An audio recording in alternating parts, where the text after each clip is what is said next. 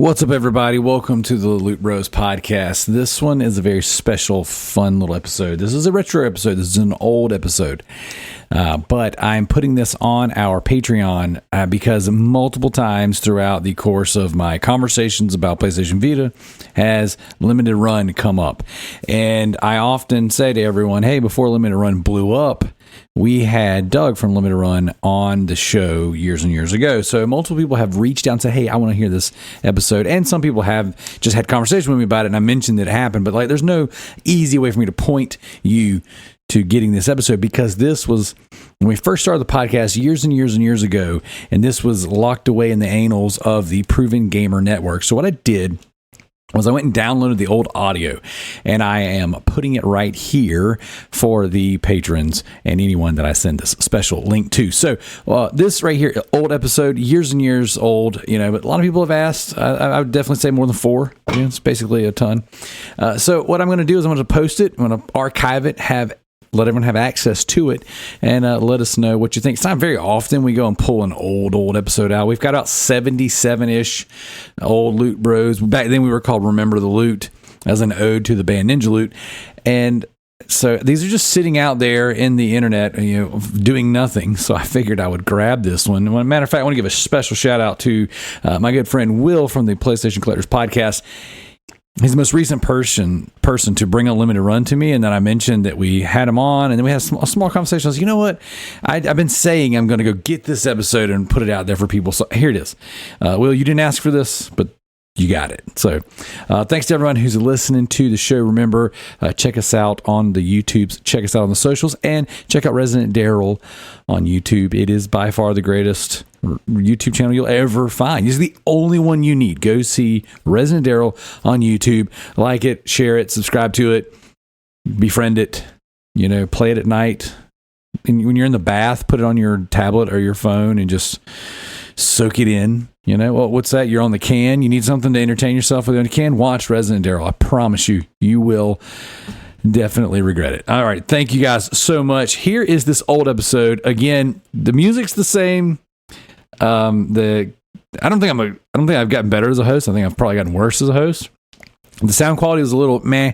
So what I did was I put all of our flashy new Loot Bros plugins on there, trying to clean it up. So there might be some, a little bit of buzzing. We did do this show through Skype, and this was, in the very primitive days of our podcasting. So thank you guys so much for checking it out. And I hope you enjoy this retro episode of the Loot Bros back when we were called Remember the Loot Podcast. I feel the minutes count down on the clock again. Feel like I'm playing in a game that I can never win.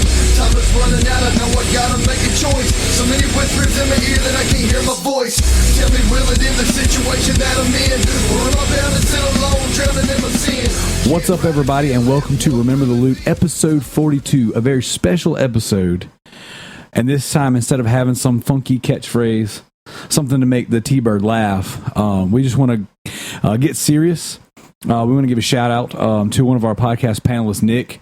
Our thoughts and our prayers go with him, his friends and family. A very close friend of theirs committed suicide this past weekend. We just want to reach out to them, reach out to all of our listeners, a lot of you guys that write into us and communicate with us on a regular basis. You guys are all part of that inner circle of friends, and this has affected you, so we just want to reach out. We want to take a moment to let you guys know that we are thinking about you, we are praying for you, and all those things. And if there's anything that Remember the Loot can do, feel free to write in at remembertheloot@provengamer.com. If you just want to talk, if you want to reach out. A few weeks ago, we did have a serious moment in the midst of all of our foolishness, and we did mention the topic of suicide, and we do want to double down on that and just reach out to everyone and let you guys know that if you are contemplating such a thing, you feel like you don't have anyone to talk to, feel free to email us, message us on Twitter, Facebook, whatever the case, because we love interacting with our fans, our friends, anyone who pays any amount of attention to us. And we love letting people know that you are actually important, that you are valuable, and you are worth more than whatever you're going through. Right, T-Bird? Yep. So with us this week in episode 42 is we have the infamous Douglas from Limited Run Games. Douglas, if you want to say what's up. Hey, what's up? Now, I saw on your Twitter, you said, I think your bio says You can call me Dougie, but you can't call me Doug or something like that. Yeah, I was named after my dad. It's just one of those things when you're growing up, you're like, don't call me the same name my dad goes by. But honestly, so many people abbreviate it now, I just kind of gave up. But it's just, I don't feel like editing my Twitter. Well, I am a junior, okay? So my dad is named Darrell. My name is Darrell, and I can't stand to be called Junior. So I feel you. We're on the same page in that fashion. So this week's episode is a special episode. Douglas, you work for Limited Run Games. You're what, the co-founder? Yeah, I'm the co-founder and I guess co-CEO or whatever. All right, there you go. So you guys have been making a lot of noise on the internets, and I have found you guys by accident. We'll get into that in a little bit. But you guys, from what I can tell, you've been pretty successful. You got a lot going on, and so we are super stoked to have you on our show to talk about that. But first, we have to start every show off with a toast. Now, what we're doing for all of you guys that are listening to us on iTunes, Stitcher, Google Play, and our very favorite podcast app, Podbean. That's right, Podbean. You've been on that Podbean lately, haven't you? No, but I just use iTunes. It's easier. We know that our man, Tricky Mick, he loves that Podbean. So if you're listening in and you have no clue, what is this clicking noise? What is this tapping noise that you hear? It is the T-Bird and myself, Residentdarrell, about to break into our Monster Ultra Zero amazing energy drinks. Now, Doug, since it's your first time on Remember to Loot, what we do before every episode to really get into things is we crack open our ice cold cans of Monster energy drinks. We take a big swig and we give a shout out. That went down the wrong hole. That's what she said. We give a shout out to somebody, and this week is a shout out to Limited Run Games and all your success and all the things you guys have been doing. And we want to cheer you guys on and hope that you are, continue to grow and are more successful. So here's to Limited Run Games and Monster for making such great drinks. I really appreciate that, and congratulations on getting a sponsorship from Monster. We're working on it. Labels out. I don't know if you ever watch any of our YouTube videos, but we always make sure we have that Monster label out just in case they're like, what are these RTL guys doing? What are these Remember Loot guys doing? So, being that we have the you as a guest, Doug, if you want to go ahead and just tell everybody what you've been playing this past week. Well, since today, it's the week of No Man's Sky, so just like everybody else, I've been playing that, but I've also been trying to finish Odin Sphere, just because I didn't really get to play that much on PS2, so trying to finish that on PS4. But obviously, I'm playing No Man's Sky, and it's pretty good. I didn't have the hype that everybody else had for it, so it's exactly what I expected. So just playing that right now. Okay, so when you say it's exactly what you expected, fill us in a little bit. What were you expecting? What did you assume No Man's Sky was going to be? Kind of just like a exploration, resource gathering game. With a lot of sci-fi stuff. I kind of felt like it was going to be like that. I didn't expect any crazy first-person shooter or space battles going on. I didn't think it was going to be the end-all, be-all game. I knew probably within maybe even a week or two, I'd probably already move on to something else. It wasn't going to be the last game I ever played. Gotcha. Well, there's a lot of people out there who seem to think that this is the second coming of Minecraft. Yeah, that's what they're saying. So we'll see. I actually am a late bloomer. I just got into Minecraft. I've got two young kids. One is 6 and one is 4. And these fools are just nasty with some Minecraft. And I never understood it. I didn't like the way it looked. And it never spoke to me, never appealed to me. But my son sat me down not too long ago and was like, Daddy, I would love to get all of the trophies on Minecraft. And I said, son, you truly are something special. Daddy loves you. So I was like, I'll go ahead and I'll just sit down with him and I'll work this out. Not enjoying the game or not understanding the game. And it took a little while. But once I got hooked, now here I am constantly playing Minecraft on my Vita. So although I'm not diving into No Man's Sky just yet, I think that if it's anything like Minecraft, it might get a hold of me as well. So what about you, T-Bird? What you been playing? I've been playing a little bit more Pokemon Y. Just trying to finish this Pokedex up for the first time ever. And I got back into playing a little bit more of Far Cry Primal. The game still blows my mind how pretty it looks. Lots of hair, lots of fire. Lots of hair, lots of fire, lots of crocodiles. Oh, now what I'm going to do is stick my thumb up his butthole. Have you done that yet? Yes. Have you cornholed a crocodile? Yep. Oh, snap. Episode 42, cornholing crocodiles. Look at that. See, it just comes natural. I don't even have to think about it. They just roll right out. So, Just like the thumb up his. for the record, Doug, you have to excuse us. We are 30 years old and extremely immature. He's 30 years old. I'm 24. Excuse me. Dick and fart jokes are still funny to us. No, you're good. I'm only, wait, how old am I? 28, so. There you go. You got 2 more years where it's okay. Once you get my age, the wonderful world of 30, 31, people start looking down on you for laughing at the same jokes as you laughed at when you were 13. So, what else, T-Bird? What you got going on right there right now in your 3DS? Just playing Pokemon. Oh, Pokemans. Now, are you playing the Pokemon Go? No. No? Because I have to go outside, and I already work out in the heat enough. I don't want to go spend time out there trying to catch imaginary Pokemon. I can sit in the comfort of my cold AC and do the same thing.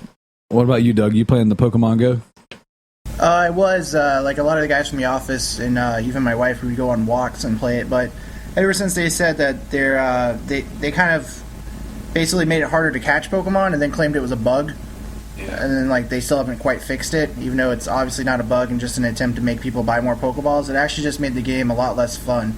And, like, I was already kind of spending money on the game. Now I don't even feel like I should spend money. Gotcha. So now, again, this is another one of those fads that has never grabbed me. Pokemon kind of became popular. I discovered girls, and then Pokemon came out. So it was like, okay, well, this kind of passed me as a teenager. You know what I'm saying, young man. Wait. And then You said you're 30 what was years that face for? Say what? Are you exactly 30? No, I'm 31. Oh, okay. Well, I could kind of see that. I was gonna say you're about the age range though where it may have grabbed you. I just missed it. You know, it was one of those things to where I don't know. There's a handful of things, oddly enough. Pokemon, Dragon Ball Z, Yu-Gi-Oh, like that whole wave came in to the generation or at least in, you know what I'm saying, when I was coming up in our area, that kind of caught the generation past us, and we were already into more mature stuff. And I don't mean that as like a level of maturity. I mean like literally graphical content. Like I think by the time I first heard about Pokemon, I was playing Grand Theft Auto 3 to give a, you know what I'm saying, time frame as far as I can remember. So I just kind of missed that whole fad, and it never, you know, I was never a big Nintendo handheld guy.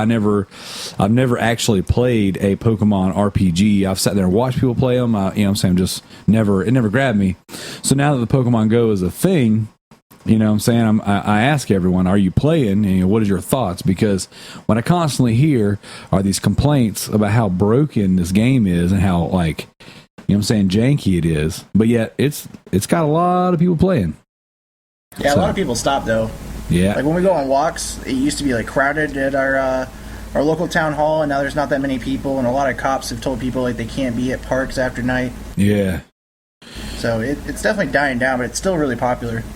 We had a guy in our shop. We build weightlifting equipment, competition weightlifting equipment during the day, and we podcast and play video games at night. Kind of like, it's like our superpower. That's a terrible superpower. You ever seen the movie Blank Man? No. It's got like Marlon Wayans in it, or whatever. One of the Wayans brothers, and it's the same Wayans guy that was Major Payne. Oh, and he makes his own little superhero outfit, and it is ridiculous. It's an old 90s comedy. It is freaking hilarious. But yeah, we're the blank men of superheroes. So if you're listening and you have no clue who Blank Man is, look it up. You will not be disappointed. You might be. Anyway, so we work in a fab shop. We build competition weightlifting equipment. We run, you know, big machines, deal with steel, all that good stuff. And it was hilarious to see the great divide in our shop, and it was an age group divide for the most part. Every now and again we had some of them cross over, but you have a lot of these older guys, you know what I'm saying, we go on break and everybody's just sitting around eating some food, talking crap. And then you have a lot of the younger guys that work with us who are out in the yard, you know what I'm saying, the scrap yard, walking around looking for Pokemon. And so to sit back and watch men scream across the yard and making fun of the other guys for playing Pokemon was very, very enjoyable. And then one of the guys in our shop I don't know, what was Josh? He was a pretty high level because he's been playing for a while, going to the Riverwalk, going to I don't the remember. Capital. I don't know. He was a very high level. He was in the high teens, maybe early 20s. I mean, it seemed like he was, pretty serious about it. And then I guess when they did their last little update, it kicked him out of the app and wiped all of his progress. So that was a very, very sad young man. We're riding to the gas station to grab a soda, and he's like, "Yeah, I quit. I'm deleting this. I'll never do that again." And so That sucks. So, well, as for me, I have been playing Breach and Clear Deadline. As a matter of fact, last week on episode 41, we gave our first impressions of the game. We played it for the entirety of our podcast. Spoiler, we were really bad at it. Spoiler, I'm still bad at it. I've got like 10 hours in the game and I'm still terrible at it. I'm not gonna lie, like it's one of those games that I really, really enjoy, but I'm not getting any better at. And it's like I know that if I stay in command mode, I will progress faster because they are far more accurate in command mode than they are in third person. But I have this raging desire to just run around in the third person mode and try my best. And a game that I should have probably beaten already, I am just like, I don't know. I'm just running around and just grinding. I've put on some podcasts and just sat there and went from little area to area, let the horde come after me, and I just run around in circles and kill them. And I'm collecting my scrap. My intention is to platinum this game. I like it enough to go for the platinum, and it seems like to my knowledge, I played it last night for a little bit. As far as I know, no one's platinumed it yet. So it seems like the 50,000 scrap trophy is going to be It's gonna be a while. it's going to be a tough one. So, Something neat about Deadline, though. You guys were talking about Far Cry Primal. Jason Graves did the soundtrack for both of those. I gotta say, the soundtrack. I'm doing the review for it, so I don't want to give away too much stuff. But that's something that's going to be in my reviews. I really like the soundtrack. It reminds me. Okay, so growing up, here we go. We're going on a ride. Oh, Buckle Lord. up. So when I was a kid, my father owned a video store back when that was like a legit thing that you could do. Before Blockbuster beat everybody up, and then then Blockbuster went out. So we had a video store, and one of our favorite things to do when I was a kid was we would get all of these like B movie, horror movies, and we would sit down and watch them. And zombie movies were always mine and my dad's favorite thing to watch. I've been watching zombie movies at a crazy young age. Like I will never let my 6-year-old and my 4-year-old, I'll never let them watch some of the movies I saw just their age and just a few years older than them. But the Night of the Living Dead and Dawn of the Dead were two of my all-time favorite movies. I really like the 1990s remake of the Dawn of the Living Dead, Night of the Living Dead. I just crossed them both up. The color version, but I enjoyed the old 70s black and white one as well. But we would sit there and watch those things together over and over and over, me and my dad, back on VHS. And we were, what would you do, boy, if it was ever a zombie apocalypse? And we would always just kind of like make up these wild scenarios. And the soundtrack for Deadline reminds me so much of the soundtrack from those old movies. Now, I haven't gone back and rewatched them to compare, but you talking about like a nostalgia shock? Like I turned I booted the game up, went to the main menu, and immediately I was like, oh man, I want to watch Night of the Living Dead. Oh man, I want to watch Dawn of the Dead. So yeah, I had a similar experience when he was making the soundtrack because like I grew up with my dad watching like movies like The Thing and a lot of John Carpenter movies, and that's kind of like Deadline soundtrack sounds very familiar to that. There you go. Yeah, we watched a lot of John Carpenter movies too. John Carpenter, Wes Craven. I mean, those are some of my dad's favorites. Guys in the horror industry, man. And so anytime they had something come out, or anytime somebody, even in the affiliated with them, would pop out old, especially a B horror movie. I don't know what it was. Me and my dad always loved the janky B movies. So, but anyways, so I've been playing Breach and Clear Deadline. I started the Telltale's Batman, and as a Telltale fan, I am loving it. Yeah, I don't want to say everything they do, but I really like since The Walking Dead up, I really enjoyed about every game. Game of Thrones was the only one that I didn't really enjoy. And then, so far this Telltale Batman, it's got the new engine. It's got the the updated graphics. It's got I don't know. It looks good. It feels good. It sounds good. It's still got that Telltale charm where it's just a little janky. It's just a little, I don't want to say frame pops, but like, you know what I'm saying? The characters kind of stagger for a second when they go to switch scenes. But anyways, that's pretty good. And then I've also been playing a little bit of Batman Arkham Knight. I'm late to the party on that one. Something you probably don't know about me, Doug, but I have a tremendous backlog. I love to buy games. I love to get games, and I love to play them, but I have very, very little time. So I accumulate games on games on games. And then by the time I get into something, it's usually a year or so past its prime. So, no, I completely understand, especially with like limited run games getting so busy. I probably buy like, I don't know how many games a month, but they all stay sealed because I get so far behind in my games. Oh yeah. But anyway, I was gonna say on that Arkham Knight though, that Batmobile is rough. Like, it's fun driving it, but those battles, like, I feel like they kind of just throw them at you for no reason, just to make the game seem longer. That was my only beef with that game. Well, so far I'm not too far into it, so far it hasn't overstayed its welcome. I have really enjoyed the mechanic that they throw in there that I love the most. Is you're driving, you're going, and then you hold down L trigger and it turns into the tank, you know, and you can strafe left and right. Like, I think that is really, really neat. I'm not a huge fan of the vehicle parkour that you're having to do. But, you know, so far my experience with it, I maybe have an hour and a half in the game. But so far, you know what I'm saying, it's pretty rad. The combat is a lot smoother. I beat Arkham Asylum and I really enjoyed it. My biggest gripe was, for as much combat as you're stuck doing in that game, it really seemed like Assassin's Creed 1, you know? It's like, okay, I'm just going to wait for you to hit me, and then I'll, you know what I'm saying, chain my stuff together. What are you going to say? I was just going to say, I felt the same way. That seems like a lot of games now just kind of use the Assassin's Creed Batman formula for fighting. And it's not terrible, you know, and I'm somebody... I like to think of myself as somebody who can find the good in any game. And there's not a ton that I will complain about. But that was one of those things where by the end of Arkham Asylum, I was like, okay, that was fun, but I don't want to do that again. And then when Arkham City came out, I started it up. I probably played an hour or two, and I was like, yeah, no, I'm good. I still was kind of tired from the last one. But this one, you know, and I started Origins on one of our shows one night.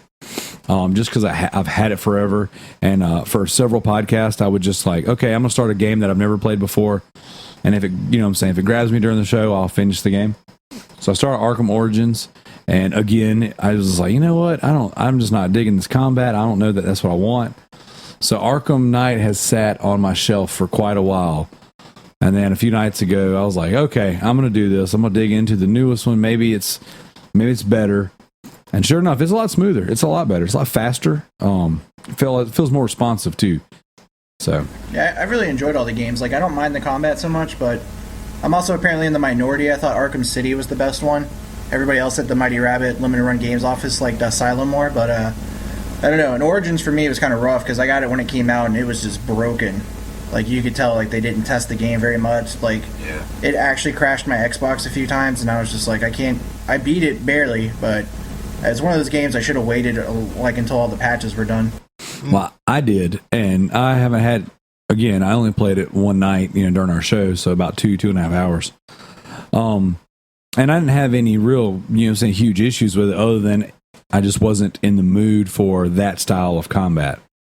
So, well, other than that, I've really enjoyed. I mean, I love the way they look. I love the feel. I love the Arkham, just the entire universe they have going on there. So I'm a very big Batman fan, and the older I get, the more I really, really enjoy Batman. It's kind of like Batman's like a fine wine. The older it gets, the more I enjoy it. So, well, since you brought up Mighty Rabbit and Limited Run, let's go ahead and dive into topic number 1. So, for all of the listeners who have never heard of Limited Run Games, give us the elevator, you know what I'm saying, sales pitch. What is Limited Run Games? Limited Run Games is a publishing and distributing offshoot of Mighty Rabbit Studios. We're all part of the same company, but Limited Run Games is basically, its goal is to bring previously digital-only games into physical form, or games that may never have seen the light of like physical without our help. So we go out of our way to like contact devs and try to see if we can help them get a physical out by offering to pay for the run up front. So we take care of the costs, and we also take care of a lot of the work that goes into it. Okay. Cool. So what all goes in, I mean, I'm sure there's some things you can't tell us, you know what I'm saying? But what all goes into, like, you know, publishing a game physically? Like, we know that, like, digital is kind of the all too imminent future. And I've seen you, you know what I'm saying, the little note at the end of, on y'all's website, you know what I'm saying? Like, you guys are trying to, you know what I'm saying, fight against that imminent future or whatever. I personally am I want my physical copy. So yeah, digital is convenient, you know what I'm saying, to an extent, but I always feel, I don't know, I always feel like there's going to be that day where I turn it on and it's just not going to work, you know? There's going to be that day where they're like, okay, well, this is locked down. Like Xbox is already. Oh my gosh, I've had so many problems with that. So what all entails into getting a actual physical copy of the game made? Probably one of the biggest obstacles for a lot of devs, and including ourselves when we first started, was how much money it costs. It's a pretty big chunk of change to spend at first. And then the other problem is getting through of all of Sony's like FQA certification. There's just a lot of different systems you have to learn, and they have a lot of requirements because it's not like PC or not just there's an actual gatekeeper this time. You have to deal with like what Sony wants. You have to contact them. You have to like agree on a run size. They have like certain, like you have to print a certain amount. And then that's probably one of the toughest things I'd say is FQA, because even if your game's already like approved digitally and it's been on sale, if you didn't set it up in a certain format, you have to resubmit it.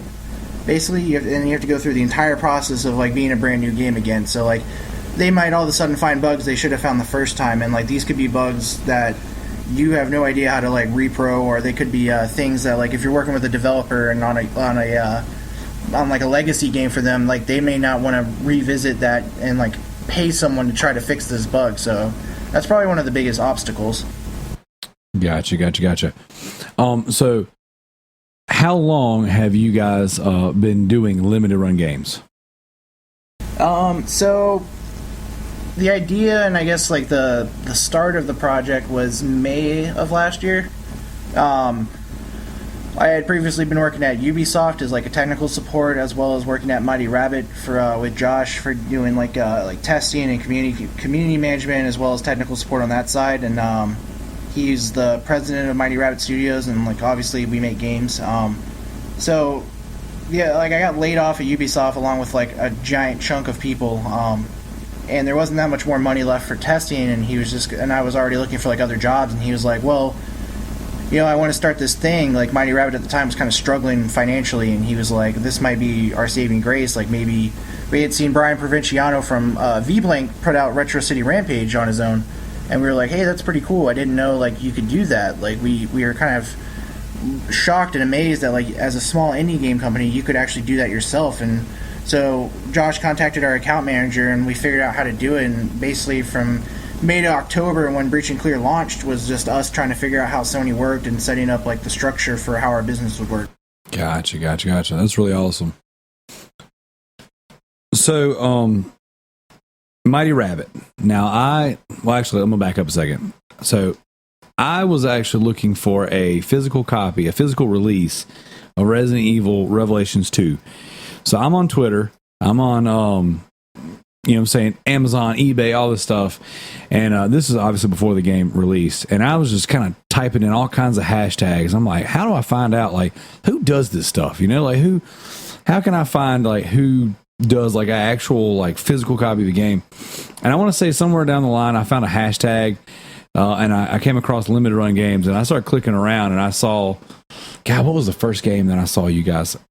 I want to say maybe it was Oddworld? That was our first third-party game, and it was pretty big for our first one. Maybe that's where I found. I think I want to say Oddworld, because like that was in about March. Okay, that sounds about right. I've only known about you guys for a few months, and so anyways, I found it. I was like, I'll follow this. You know what I'm saying? Whatever. And I'm just kind of watched and kind of seeing what you guys have been doing. So how do you guys decide what games that you go after? Is it just kind of like random? Like you said before, you're contacting developers, you're calling people, or is it like, hey, I've got this one in mind, and then you go for it? So when we started the company, we like created a Google Doc of like dream games we'd love to see physical, and some of those were like insane things like Yakuza 5, and then like Axiom Verge was on there, and there's some other games too that maybe some of those aren't as far out as like doing a game with Sega, but that was kind of how we started. We picked out games that we wanted. Like these are games that I wanted to preserve, and same with Josh, and we both wanted to own them on our shelf. So that's how we did it. And we went out contacting developers, but as we've gotten bigger, developers have actually reached out to us. And for the most part, we haven't really been saying no to developers. I mean, it's been games that like we'll research, and sometimes like even if we're not like necessarily 100% into the game, the story behind how the game was developed is kind of also like attributed to like the fact that we might sign them or not. Because like there's for example, a game company we're signing right now that I can't announce who they are yet, but it's just a husband and wife, and like they worked really hard on this game. It's a really good looking game. It just unfortunately they didn't have any marketing skill. So the game kind of went unnoticed on the PlayStation Store, but like the game is solid. You could tell they put a lot of love into it, and we're kind of like the underdogs in the industry. Like we're trying to fight something. We're trying to fight a digital future. Like we're obviously the industry wants to go the other way for some reason. So we feel a relationship with other underdogs, and we want to help them. Like maybe we can keep their story going. Like maybe they made this game, and for a while they've been thinking like, oh, we're not going to be able to make games anymore. But if we can help them become successful and sell some games and make them some money again, then they can go on making another game, and they'll learn from everything that they've done that may or may not have been a mistake for them. So that's kind of how we do it. And then, again, like I said, we have a lot of... Our account manager is really cool, too. Like, we have a cool account manager. His name's Shane at Sony, and he's a real big fan of what we're doing. So he actually introduces us to a lot of, like, other people that he manages, and that's really helped out a lot. And then... especially with so we have Shadow Complex coming out soon. That's so awesome. Yeah, we originally asked Epic like a long time ago, like, hey, we'd love to do Shadow Complex, and they kind of just said, no, we're not interested. And then once we put out Oddworld, they were like, oh, you guys did Oddworld, like, let's see if we can do this. Like, and Oddworld inhabitants really enjoyed the experience from what we can tell, and they've been telling people about it. And that's really helped too. So word of mouth has helped us. Like another dream game of ours was Octodad, and I kind of emailed them not expecting to get an answer that was positive, and like the next thing I knew, we had just announced that we were going to do Volume with Mike Bethel, and they were like, hey, we're really big fans of Volume, and I think it's really awesome what you guys are doing. We'd love to do Octodad. And I was just like, what? Are you really? That was easy. Like I didn't have to fight for that. So that's awesome. Yeah, it's gotten a lot better. Yeah, like I said, I've been watching you guys for a little bit now, and when I saw the announcement of Shadow Complex, I was like, oh man, that's a really good one. So oh yeah. That one will definitely do well for you guys. Yeah, I hope so. So what's the relationship between Mighty Rabbit and Limited Run? You said it's like Limited Run's kind of an offshoot of Mighty Rabbit. Is it kind of all under the same umbrella? As of right now, you guys do both? Yeah, as of right now, it's still under the same umbrella. Mighty Rabbit is chiefly our development side. So like we have guys on that team, and that's where I'm originally from, that basically just do like they program games. We do like contract work. Like originally Breach and Clear was a contract, so was Deadline. And then like Saturday Morning RPG is an original game by us, and then we have some other ones we're working on. So that's what that side does. And then like the Limited Run side is just me and Josh. So we handle like all the shipping. We handle like the logistics, community stuff, customer service, talking to devs. We have another guy recently, Ben, just because Josh has been really busy. Ben's like kind of our producer on Mighty Rabbit, but he also helps on Limited Run when he can. So just wanted to give him some credit since he says I never do. But yeah, he's kind of been like a big help, like kind of easing some of the burden, because for two guys it did get kind of overwhelming for a bit. Yeah, I can imagine. So I know you said earlier that Oddworld was your fastest or best-selling game. What is your favorite game that you guys have done? Like, what's the one that you've done so far that you would have to say was like, you know what I'm saying, your favorite of the mix? Well, I wouldn't say Oddworld was our fastest. It actually took a while to sell out. It was just, it was one of the biggest titles. It's the biggest title we've done. Gotcha. The fastest game for us was probably the recent one, Soldner, like when you and I were trying to originally talk. Yeah. We thought something was wrong with our store because Soldner sold out in like a minute.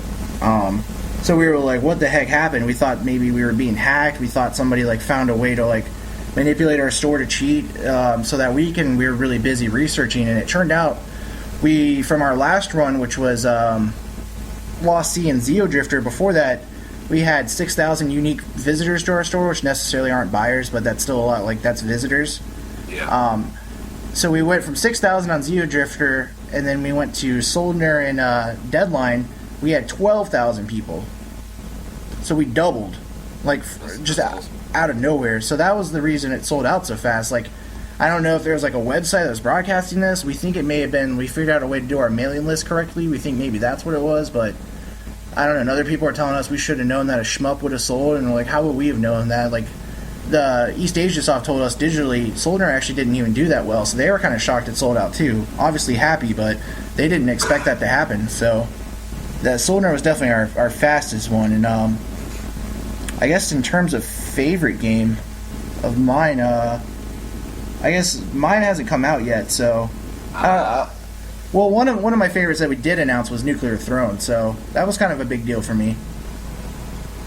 That's awesome. Yeah, we got a couple guys who are big fans of y'all's, big fans, and so we talk back and forth. We got a handful of our guys in our community, and one of them, he is, shout out Stink Palm. This dude, he was irate that everything sold out so fast. And so he's like, hey, I know you guys were talking to him pretty soon. Can you figure this out? Can you talk to him for me? He was just like, he was kind of reaching out like, hey, can you, see if they can get more copies of it? Cause he hawks your store. He's a huge Vita collector. I mean, the dude's got a great collection, and it's continuously growing. But he was like, man, I get so pissed whenever I have to go on eBay and buy this thing for 2 and 3 times as much as it came out for, just so I can have the physical copy. And so whenever I saw that you had posted, you thought the store might have got hacked. That's when I sent you that message. I was like, hey, sounds like you got your hands full. You know what I'm saying? Y'all handle your business. No harm, no foul. You know what I'm saying? And all the while, we got a couple guys who are writing into us. They're like, hey, you already let us know you were talking to them. What's the deal here? What's going on? So I don't know what it looks like on your end, but on our end, from some of these like crazy hardcore collectors that we're friends with, seems like you guys got some legit fans, man. And it seems like your stuff is growing, and that's super exciting. You know what I'm saying? Especially for somebody like me who enjoys having physical copies of games. Yeah, so, I was gonna say we have a really good relationship with our fans for the most part. I mean, with every game company, it seems you always get the crazy ones, but so far I haven't actually received any death threats or been swatted, which is kind of like, as long as that doesn't happen, I'll be okay and I'll keep going. But I would say our fans are very vocal. Like, we try like new experiments, and they always let us know like, hey, that didn't work out, or like, you should try this. A lot of the games we try signing to are games that our fans will tell us about that we didn't even think about.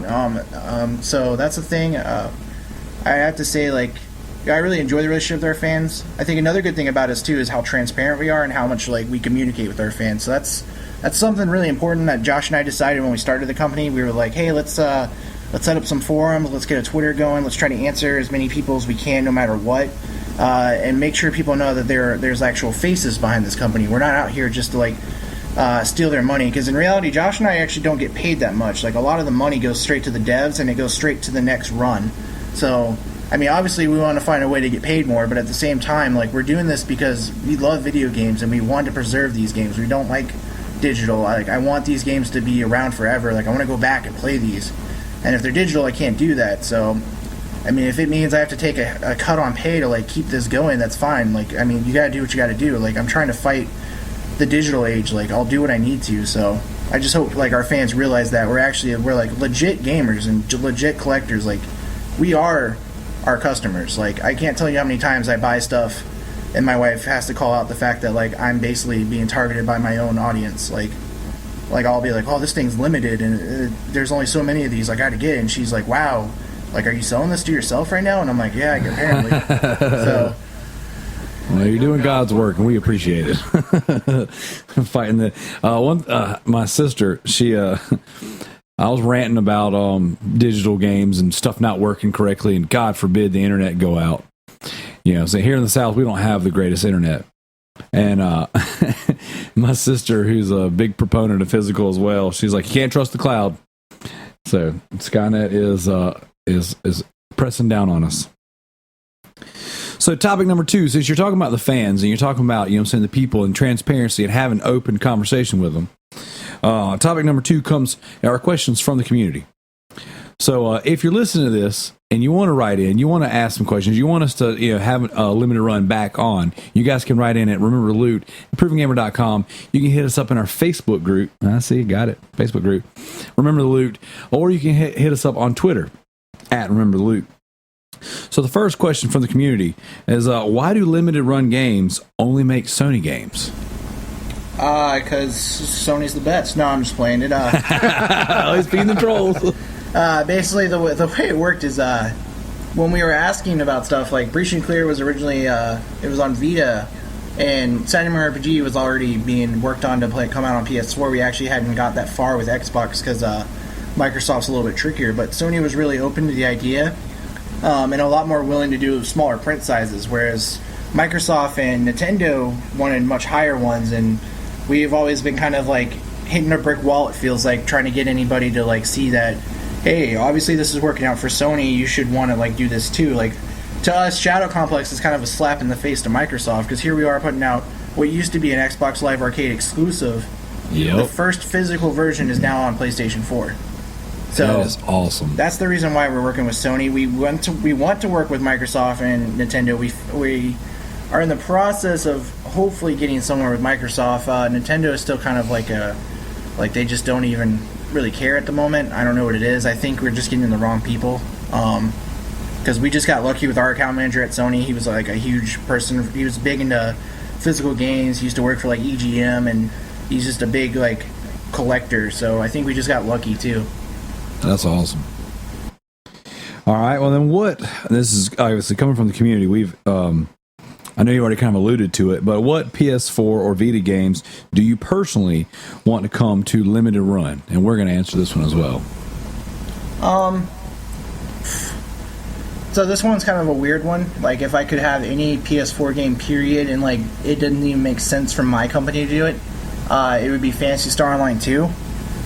That doesn't make any sense whatsoever, just because I wouldn't do a limited run of that. But I like that game. Just anything Sega almost I would want to do, because Sega seems to not like doing physicals right now. Yakuza 5 is a great example. Like, it's the only game in the series that's not going to have a physical. Like, we tried. They actually listened to us, but they were like, unfortunately, we can't. So, but 6 and 0 that are going to come out in America now are actually going to have physicals. So I feel like that. And then another big one I still want is Axiom Verge. I can't tell you how much I harass those guys. And I would also love to do, I don't know, like something with Double Fine. I would love to do like Psychonauts. Like, now that they did the PS2 on PS4 Classic. Yeah. So there's a lot of other ones too. I mean, this list could go on for a long time, but I'd say a lot of the Sega stuff is kind of like priority for me. And there's a lot of Square stuff too recently. Like, I Am Setsuna. That's one that people know I've been trying to fight for, but it's still really hard to get a hold of them. So pretty soon we're going to announce our first Japanese partnership game that's going to come out in September. And we feel like as long as we do really well by them, in Japan, the game industry is really built around trust. So if we want to get anywhere with these other companies, we need a Japanese company to say, hey, these guys can be trusted, they're going to pay you on time, they're going to do exactly what they say, and they're good to work with. So we're hoping that everything goes smooth with them, and maybe like the doors will open for other ones. Awesome. I'd have to say, if you guys could put out a physical version of any game, it's going to be kind of obscure, but I would love a physical version of the PlayStation 2's Punisher for my Vita. Holy crap. Like, I would play the freak out of that. Like, probably the farthest shot in the dark there is. An Activision third-party PS2 game, Xbox OG game, ported physically to the Vita. But my God, that would be like, I've got a shelf, and at the top of my shelf is just like this, like a large handful of Punisher action figures. I've got ridiculous amount of comics, movies, Blu-rays, everything. And man, to have like a dream would be a Punisher Vita game to just sit up there in the middle of all those action figures. That'd melt my heart. Oh my God, that would be. I don't know if there's a price that you could. I don't know if I could say that's too much. That's probably one of those games that I'd put some freaking money on. What about you, T-Bird? Oh goodness! I wouldn't mind having a Vita version of Dark Cloud 2. Yes, I definitely play that on the go more than I would on a console, just because it's like a 200-hour RPG. I think it was.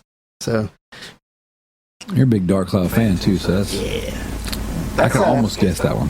Yeah, that's a good request. I mean, technically we could put that on PS4. The Vita one's the only one that they would have to make a Vita build for it, but we could do a PS4 one, and theoretically there could be a Vita one, but again, that stuff's really hard to work with. Like we met with Sony at E3, and I really wanted Rogue Galaxy, and Sony was basically just like, no, like you can't. Like why would we go through you guys to do that in the first place? And I was like, yeah, I know, but I'm still dreaming.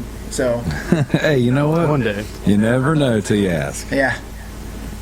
All right, so another one of our community peeps wrote in, and they said games like XCOM, Sly Cooper, Thieves in Time, Rayman Origins, and Legends, Telltale Games, Lego, etc., prove that the Vita can handle PS3 games if ported.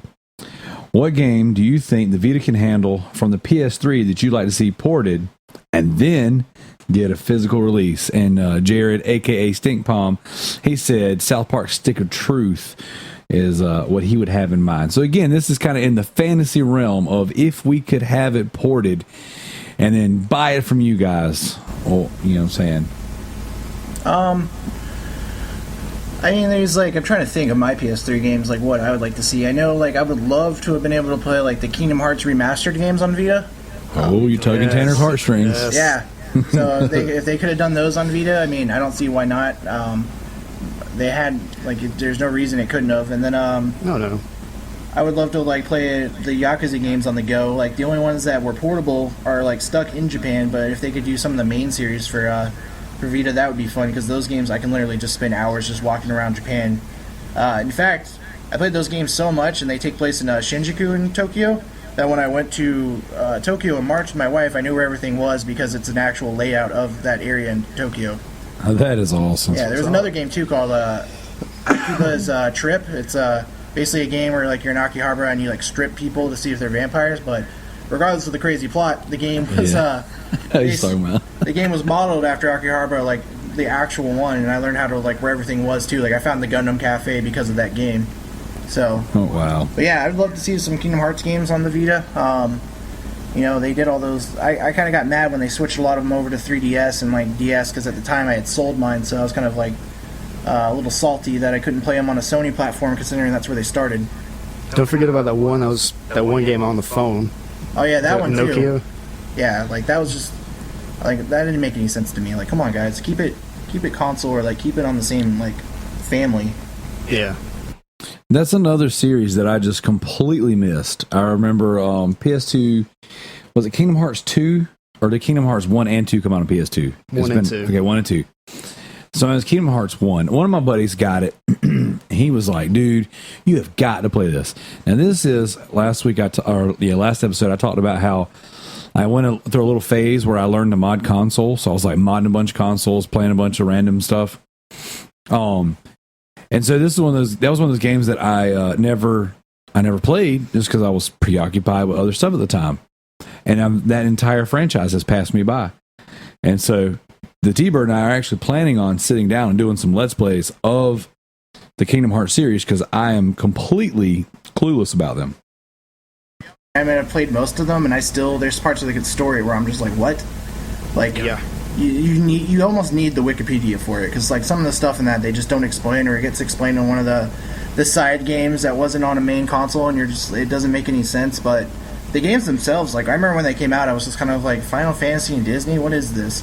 And then I played it and I was like, wow, this is a lot deeper than I thought it was going to be. And like the music in it was amazing, the art. Oh my god, yes. Yeah, like I can listen to that. That's one of the soundtracks actually I play at work when I'm just like trying to get my work done. I'll just listen to that. And like same with Final Fantasy soundtracks. Like it just they're very like similar, and that's what I love about it. That's what's up. So someone else wrote in and says, I only recently got into collecting limited run Vita games. If I really want them, I have to overpay for the ones I miss on eBay. Now, I referenced that earlier in the show. Is there any chance of reprints of past releases? And what would be involved with getting the rights to publish past limited run releases? So the first thing I'd say to this person with their question is, we're going to have a sale on Black Friday. It's going to be like any extras we had of our past releases, we'll be selling them then.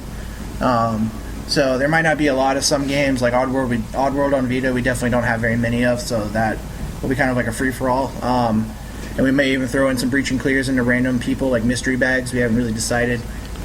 Cool. But in terms of reprints, we've been very, very stern on that. Like, we were never, ever going to do a reprint. We have to stay true to our brand. So we got asked this question actually earlier today in an interview, like why that is and why we're so against it, and like we should want to have open orders to make more money. It's a very fine balance. So if these games weren't limited, people not like Breaching and Clear, for example, like Josh was saying this earlier, it's our own game. Like we can kind of crap on it if we want. It's a good game. We're proud of it, but it didn't get very good reviews.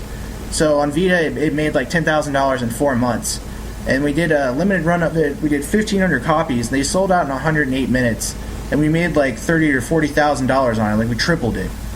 So, and the reason that is because we said it was only going to be 1,500 copies. Like honestly, a lot of people probably wouldn't have bought that game. Like if it had been on store shelves or an open edition, a lot of people would have been like, "Why do I want this game? Like I can get it at any time. It's not a big deal."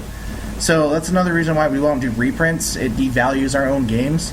But the thing about that is, once our games are sold out, the contracts we have with developers actually revert back, like all the rights. And they're able to do a reprint if they want. So the idea is that we've made them some money. If they really wanted to do another print and if demand's there, they can go with someone else or do it themselves. So it's just the only thing exclusive to us is the like the artwork on the case is just exclusive to us. So that way ours still say it's like our brand. Awesome. Yeah. Heck yeah. So yeah, it's crazy. You mentioned the Black Friday sale, and when I was reading these questions, I'm like, you know what? I wonder if they would do something like that, because I've seen other. We'll use Kind of Funny as an example. You know what I'm saying? They have their, you know what I'm saying? There's a one time only they do this t-shirt. It's for Every sale Tuesday. for this, you know what I'm saying? That one Tuesday of the month or whatever, and for 24 hours. And then when it's gone, it's gone. And then I want to say for Black Friday, they're like, all right, every single shirt that we sold is available for Black Friday. And then that's it. And I was like, that is a really good strategy to keep your stuff truly limited, but yet give that one, quick second chance for all the people. Like, I'll use myself as an example. When we originally talked about getting together, you had 2 games coming out, and I was like, I saw where you guys said, all right, they're going on sale in 30 minutes on Twitter. Now I'm working at the shop and I'm running one of our CNC lasers. And I'm like, I'll just check it in a minute. And then when I clicked back over, got back in my office and booted everything up, it was like, oh my God, everything's sold out. We think someone hacked our store. I'm like, well, I didn't really stand a chance on this one. So, but I really, really respect, you got y'all's philosophy on keeping things truly limited, because I 100% agree. They're limited. Oh, wait, we're going to make some more, but they're still limited. It would devalue what you're doing. And it really does, make what you're doing that much more exciting and that much more special. So there's a lot of games we're putting out that are like very niche, and like honestly, would they appeal to people on a broader spectrum? Like if we were selling these on Amazon, how many would they really sell? They might sell like 400 copies, and that wouldn't really help a developer. So by doing this, we're actually making sure we sell out of everything, and that's another reason too we want to do this is all the money that we make goes into the next run. So if we're sitting on backstock, we can't necessarily afford to pay for the next game. right. And we don't want to keep doing small runs. Like a lot of people are saying, like limited run games is going to continue to just do small runs. Obviously, as our fan base grows, we're going to grow the sizes. Like Shadow Complex, there was 7,500 copies printed. 6,900 are available to the public. Like Epic kept 600 to give to their employees, and so did Chair. Like they get to split that up because they have a lot of employees, and that's just kind of like that was our contract with them. They want those to distribute to employees, and the rest are available to the public. And that itself is a very big run for us. Like Solner was less than 3,000. So we've like more than doubled the size of our run now, and obviously we're going to keep doing that. We're going to keep trying to find that balance between how many customers we have and how big the runs need to be. And obviously as a business we need to grow, so the more we sell, the more we can grow, and the more and the bigger runs we can keep affording. So that's the idea. Like we don't want to keep doing small ones. Like everybody keeps saying that, and we're like, why would we do that? Like why would we hurt ourselves? Like I don't want people to fight over this that hard. I want to make everyone happy. I want these games to be out there. Gotcha. That's awesome. Like I said, I really dig what you guys are doing. So, topic number 3. Now, we're going to take the focus off of limited run for a little bit, and let's have you weigh in on some of the other more current stuff that's going on. With more information leaking about the NX being portable, do we think the other two companies, Sony and Nintendo, Sony and Microsoft, good Lord, are they going to launch their own handhelds? I mean, you guys think they're going to respond? You know, there's a lot of rumors swirling around with this Vita Trinity. You know what I'm saying? These on NeoGAF, they got that thread on the I guess the patent. You know what I'm saying? I saw the little thing on there I just kind of skimmed through it. I spent more time reading people's comments on the thread than I did actually reading what it was. But it looks like, you know what I'm saying, Sony's got some new wireless chip. There's a new maybe prototype that they're scooting around. But there's rumors that there could be another Vita handheld. Microsoft, as far as I know, years and years and years ago, kind of kicked around the idea of putting out a handheld. I want to say this is before the Vita's time, but have never, I mean, they got their Surface tablets, but they've never really put out like a legit dedicated handheld.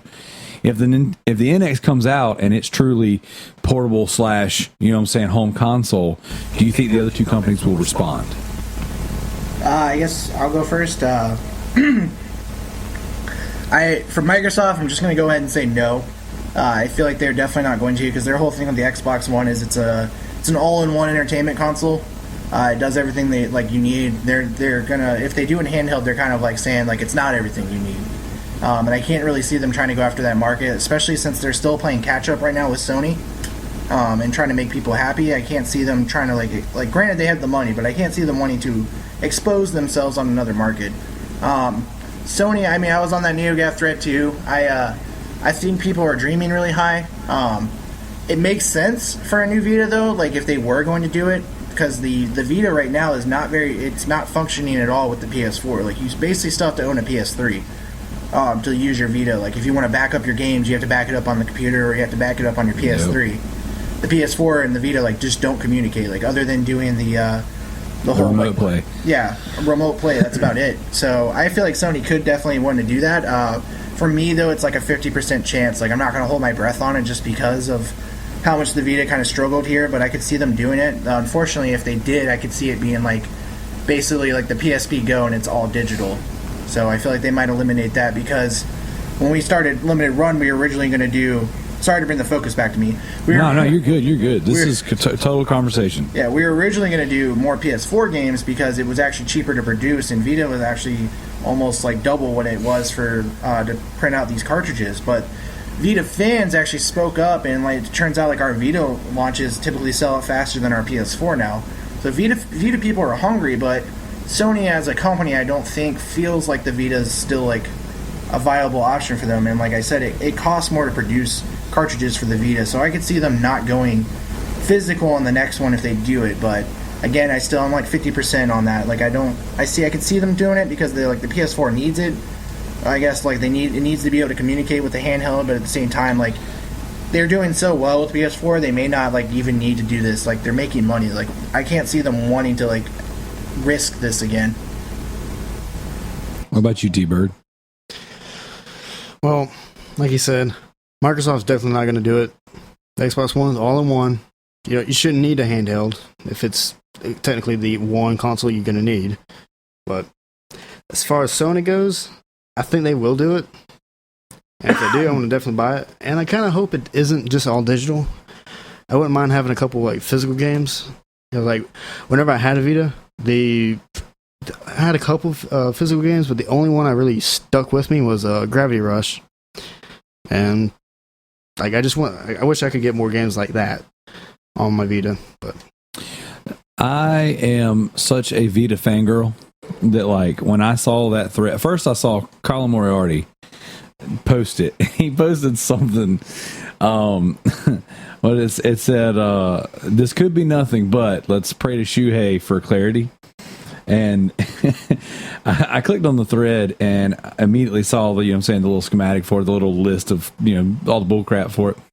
And I started like just kind of looking through the thread of people's comments, and I'm like my heart was racing, like it was pounding out of my chest. I'm like, oh my god, oh my god, oh my god, oh my god, because I play my Vita so freaking much. Like if it wasn't for my Vita, I would literally get almost zero game time.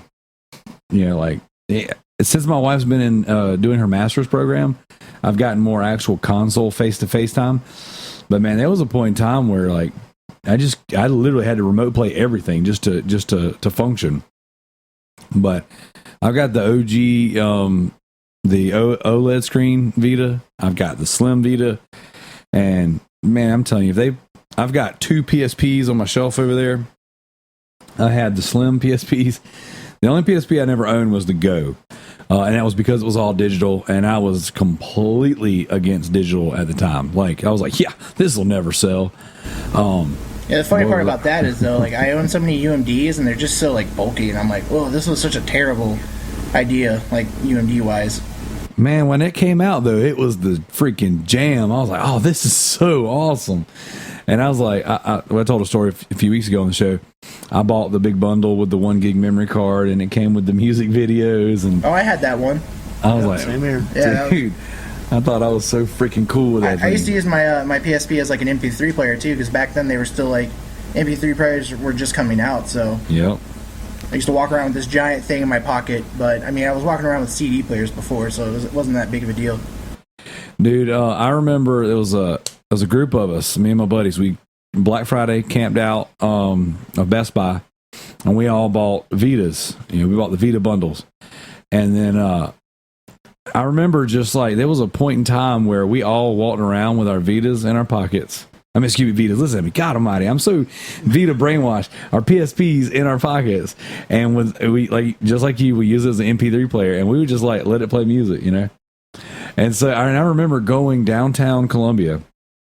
And my wife was in college at the time, and there was like an ice cream shop, like a marble slab type thing or whatever. And I go in there and I see a couple other dudes hanging out, listening to music with their Vitas. To say, God Almighty, I did it again with their PSPs. I'm like, man, we could start a gang. This is like a thing, and we could just all walk around like in the old days when they had the huge boom boxes on their shoulder. We just all walk around with our PSPs hanging out of our pocket with music playing. So I loved it. I loved the PSP. I was crazy about it. And then I figured I could homebrew it, or mod it so I could get those homebrews and stuff like that. And I was like, I had all kinds of freaking crazy emulators on there. So, huge fan. Like I said, the fangirl in me wants another Vita. I would literally pay the price of like a big console for it. Something with, another set of triggers on there. That's it's the whole back touch thing drives me crazy. Like, I think that's the thing that drove me away. The back touch drives me nuts. Because like I could never figure it out. I always thought those little back like plates you put your fingers on were it. No. I didn't know it was the middle of the thing. Yeah. Well, see, the way I figured it out was I was playing a game. I think it was what was I playing? I was remote playing Outlast, and I comfortably just rest my hands back there. I have big hands, and so they got to go somewhere. And I remember like it kept lighting up on the screen, that I was doing that. I'm like, I don't know what this means. I don't know what I'm supposed to do. This isn't working. So my first remote play experience was real jacked, and I was like, this doesn't work. I was like, what's going on? And then, I played through like was it Golden Abyss used back touch, a couple other ones used back touch, and I had already used it in Vita games, but didn't realize like you I thought that the pads on the back were so I was like, I'm not touching it. Why is this thing freaking out? Why is this remote play thing not working? And then finally I realized that I've been doing it wrong this whole time and just literally got lucky. Something else I wanted to mention that I really enjoyed about like the PlayStation Portable and the Vita was the I always liked Nintendo stuff, but Nintendo stuff always felt more like family friendly, and to me like the PSP and the Vita felt very like more adult. Like they felt they felt like a premium gaming console, like handheld. Like I just felt like, I don't know what the word I'm looking for, like bougie, you know? I felt like, man, I'm holding like a really nice, like this looks like a nice like piece of equipment right here. Like it's shiny, it's black, it's you know, like I really like the DS's and stuff, things. But I just, because I own all of it, I have to, but yeah, I just really enjoyed like the look. It was like sexy looking. Yes, I agree. When I got my first PSP, I was like, man, this thing right here, this is the future. And it had great graphics, it had really cool games.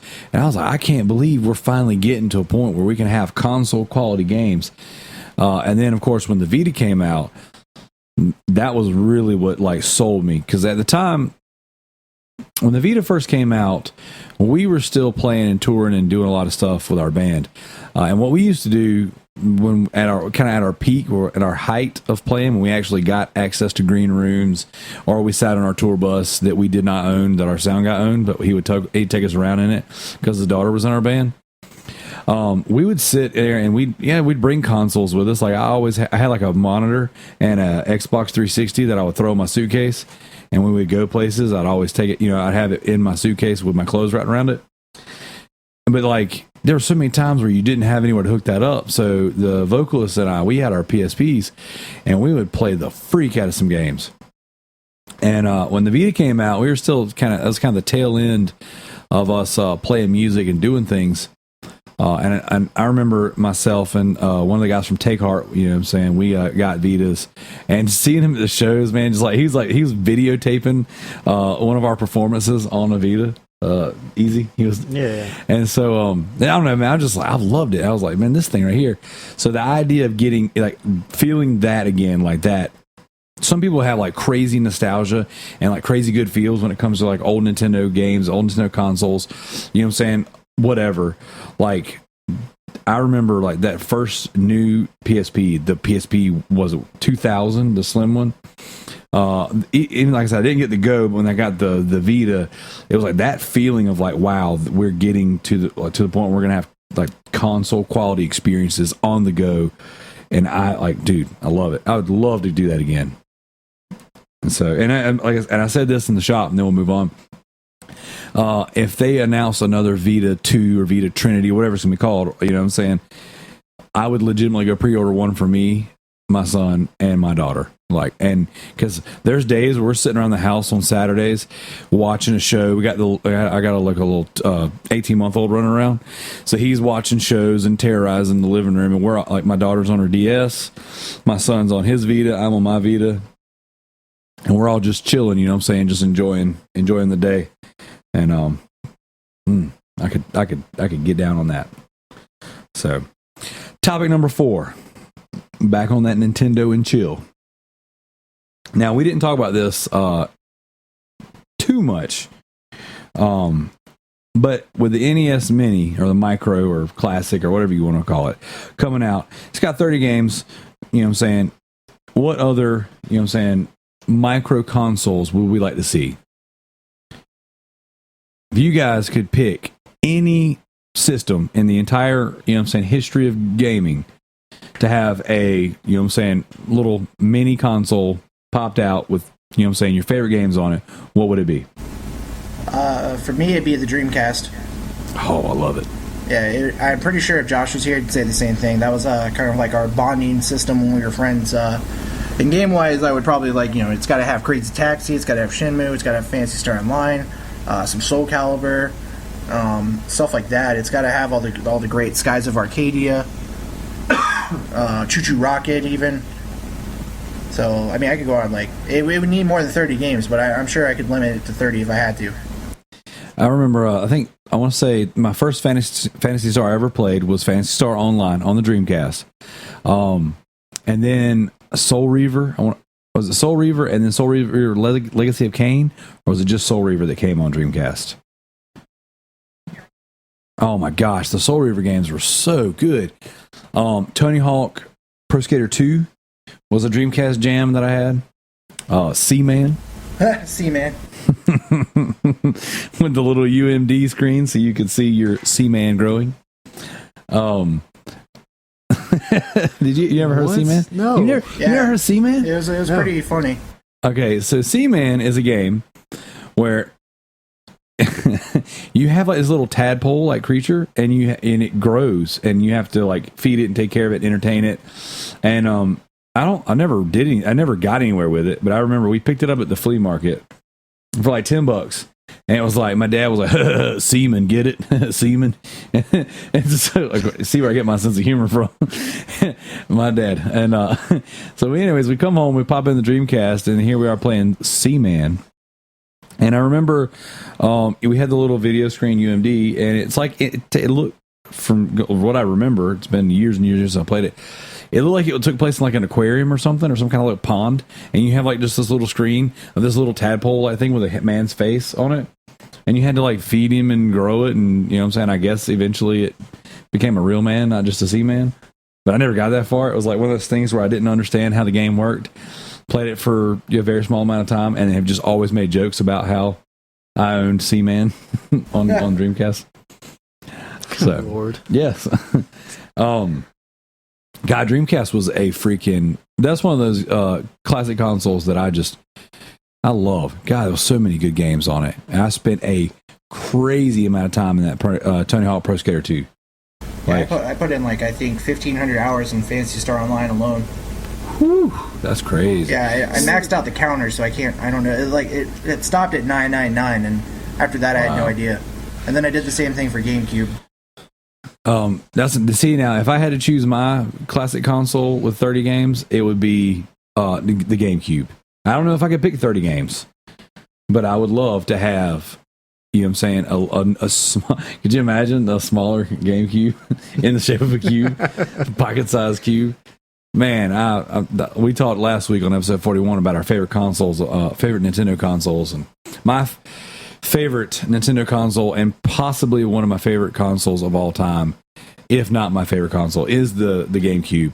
I love it, and I'm a huge Resident Evil fan, and that was like Resident Evil City for a few years there.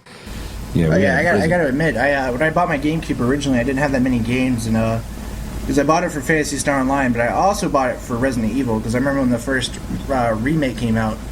That was like, God, that was so good. It still holds up to this day. It looks great. Oh yes. The tank controls might be a little bit dated, but for people like you and me that are like we're already used to it, it feels at home for us. Oh yeah. So like I remember that, and then like especially Resident Evil 4 when that came out, like that to me was the definitive version because like the secret costumes you got actually showed up in the FMV sections, whereas on PlayStation 2 it was all pre-rendered, so like your costume didn't show up. Like Leon was always wearing what he was supposed to wear.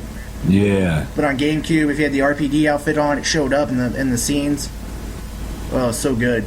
God, I love that game. Like I said, I talked in length about that last week, but man, GameCube, Resident Evil 4, oh my gosh. And then when they ported Resident Evil 2 and 3, I couldn't find it in any stores anywhere. You know, like it was like when they released, I couldn't find them. So like no joke, I got on my dad's girlfriend at the time, her like janky old desktop with the slowest like 56k modem internet you ever heard in your life. Got on Capcom store. I want to say this was my first, it was definitely the first video game I ever bought online. It might have even been one of my first online purchases, period. But I bought Resident Evil 2 and 3 on the GameCube, and I still have them sitting on my shelf right now. And I remember losing large chunks of my life playing those games over and over and over. And then Code Veronica, holy crap. That's good stuff right there. Then Resident Evil 0, I remember my wife bought me Resident Evil 0. She was my girlfriend at the time. God almighty. Didn't sleep during those years. Those were I lost a lot of sleep. What about you, T-Bird? I gotta go PS1. It's a good answer. Yeah, because I wish there was an easier place for me to play those old 3D platformers I used to play, like Croc, Crash, Spyro. All those little all the games I've grown up with. What about Blasto? Did you play that? Yes. Yeah, I got a copy of that physical right now. I don't know why I really needed that. I don't blame you. I might actually have to go buy that one now too. I actually was going through. I gave my kids a PS3 not too long ago. The Xbox One was giving us Hades, and I constantly complain about it on the show. How I've had 2 Xbox Ones, and both of them have just been like glitchy, buggy. You know what I'm saying? Ridiculous hot messes. And so I told my kids I was so fed up with the thing not working and desyncing the controllers and having all those issues. I said, here's a PS3. I have already bought tons of games they wanted. I downloaded everything they liked, from their Lego games to All Stars, Battle Royale, Injustice, of course, Minecraft. And so I said, here, this is a proven system. It works. All your games are on it. I've got a boatload of controllers. Saying I don't want your mom to have to call me at work anymore because your game system's not working. So I was going through the library the other night because my son asked me, we were doing our bedtime routine, and he said, Daddy, it was the craziest thing ever. He said, I really would like for you to buy my games digitally. I said, why? And he said, because I don't want to have to ask Mama to change the disc, because they're not allowed to touch the disc in the house. That's Daddy's rule, so that they don't get messed up, because kids will destroy everything. And I feel like my kids are very, very mature for their age and very careful, but I've seen some of their DVDs and I'm like, nerp. But anyway, so he told me the other night, this was just a few nights ago, he said, I would like for you to buy my games digital so that I don't have to ask Mama to change the disc anymore. And he said, he said, thank you for giving me the PlayStation because I'm having more problems with it. But anyways, I was going through my list of stuff. After he said that, I was like, okay, well, I'm going to go through everything I've ever bought digitally, everything I've ever got. I got down to the bottom of my list. Now, on the PlayStation 3, it says I've got like 800 and something downloads, and that's not counting the PS4 stuff.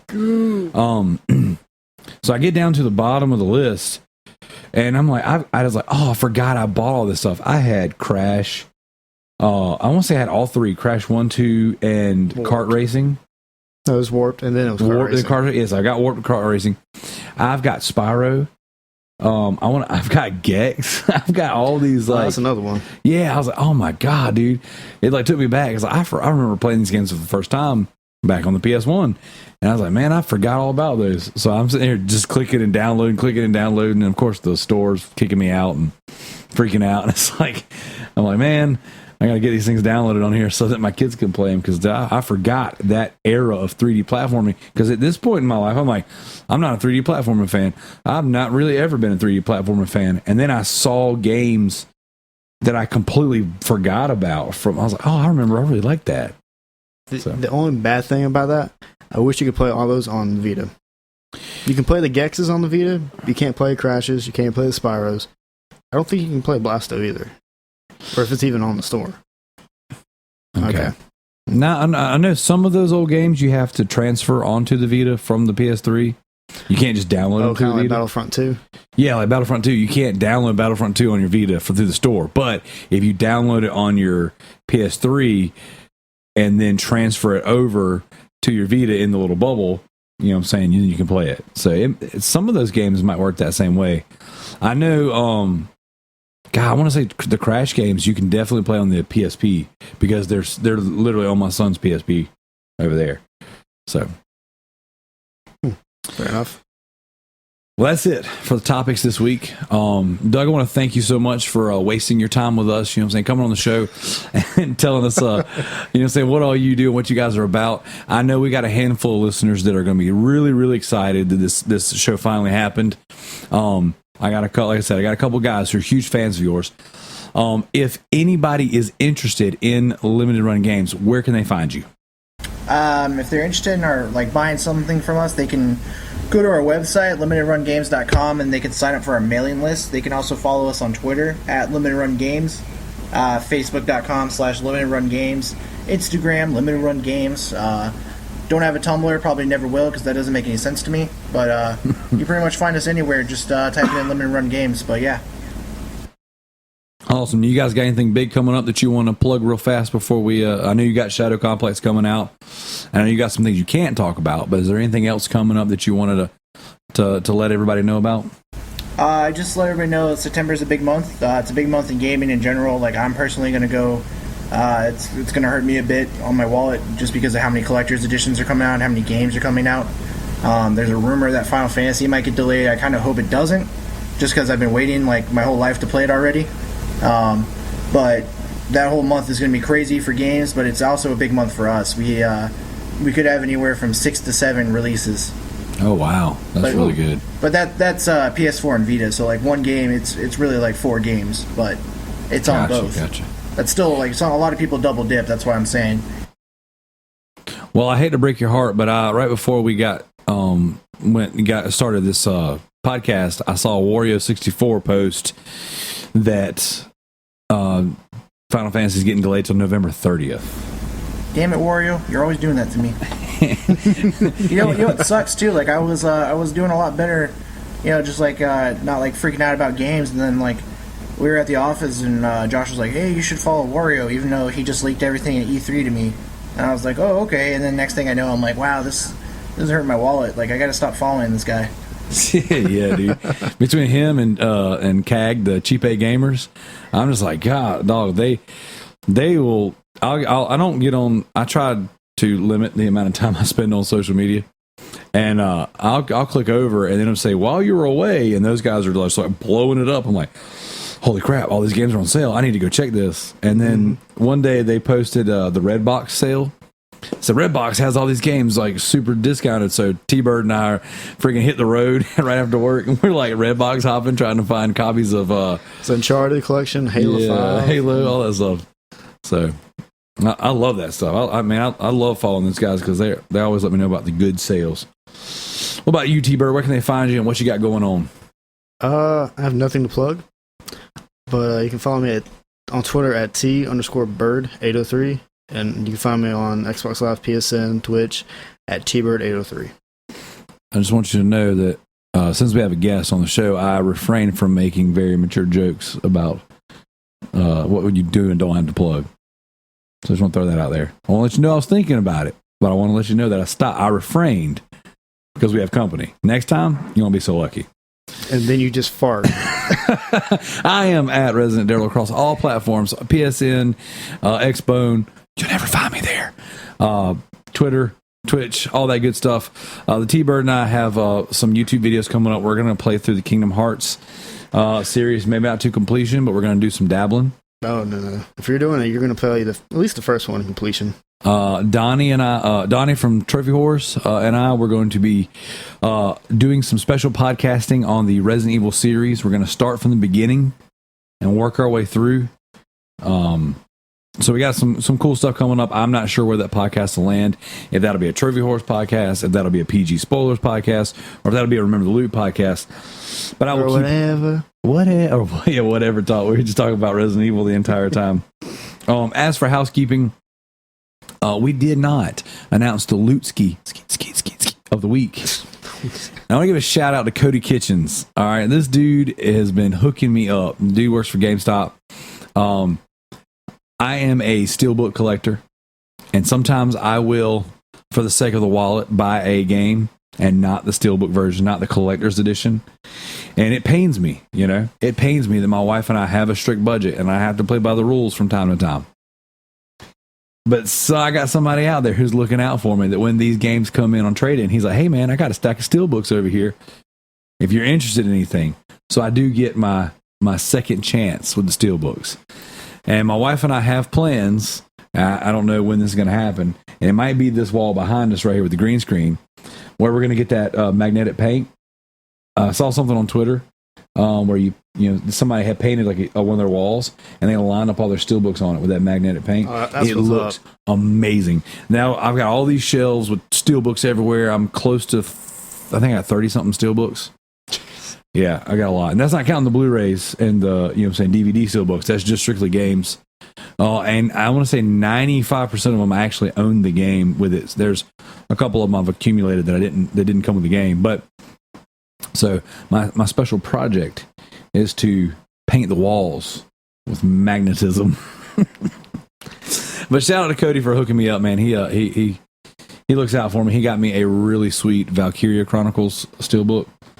And I am, it's nice. I love the art on it. Holy crap. When are you going to get that Dark Souls 3 one? You know what? I ain't even bought Dark Souls 3 yet. So, hey, while we're at it, Doug, next time you guys have a sweet limited run and you want to throw in some limited steelbook runs, holler at your boy.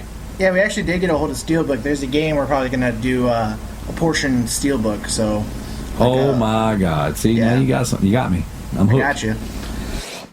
Got him. All right, and then I just want to kind of put this plug out there. We laid off of it for a little while. We are still doing we're anxious looking to get more reviews on iTunes. We are still giving out game codes for every 25 we get. So you guys do not forget about us on iTunes. I know everyone's out there on their Podbean, Tricky Mick's favorite podcast app, Podbean. I know that's where you're getting us, but if you could just take a minute. Good God, that is awful, dude. You are a terrible person for that. Just take a minute to leave a review and tell Tanner he's a horrible person. We appreciate it. Thank you guys for listening. Thank you guys for tuning in. Thank you, Doug and Limited Run Games, for coming on the show. And we want you to know you are welcome on Remember Loot anytime you want. You just holler at us and we'll put you on. That being said, episode 42 is done. Right.